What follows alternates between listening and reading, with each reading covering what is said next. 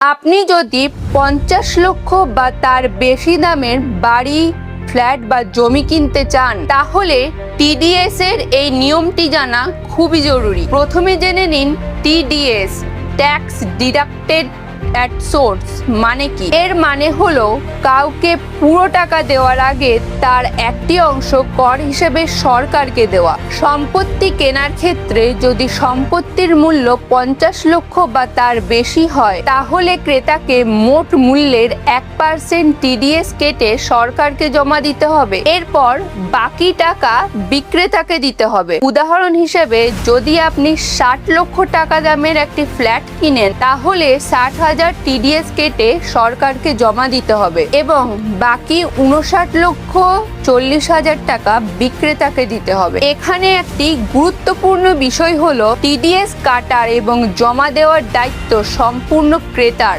অনেকেই এই নিয়ম না জেনে পুরো টাকাই বিক্রেতাকে দিয়ে দেন, যা পরে সমস্যার কারণ হতে পারে। টিডিএস জমা দেওয়ার জন্য অনলাইনে ফর্ম 26 কিউবি পূরণ করতে হয়। টাকা দেওয়ার মাস শেষ হওয়ার 30 দিনের মধ্যে এই কাজটি সম্পন্ন করতে হয়। এরপর ফর্ম 16B ডাউনলোড করে বিক্রেতাকে দিতে হয়, যা টিডিএস জমার প্রমাণ হিসেবে কাজ করে। তবে মনে রাখবেন, এই 1% টিডিএস এর নিয়ম তখনই প্রযোজ্য হয় যখন বিক্রেতা ভারতের বাসিন্দা। যদি বিক্রেতা এনআরআই হন, তাহলে আলাদা নিয়ম এবং আলাদা হারে টিডিএস কাটতে হতে পারে। তাই 50 লক্ষ বা তার বেশি দামের কোনো সম্পত্তি কেনার আগে শুধু রেজিস্ট্রি বা স্ট্যাম্প ডিউটির বিষয় নয়, টিডিএস এর নিয়মও ভালোভাবে জেনে নেওয়া উচিত। কারণ এই নিয়ম না মানলে পরে সুদ, জরিমানা এবং ইনকাম ট্যাক্স বিভাগের নোটিশের মুখে পড়তে হতে পারে।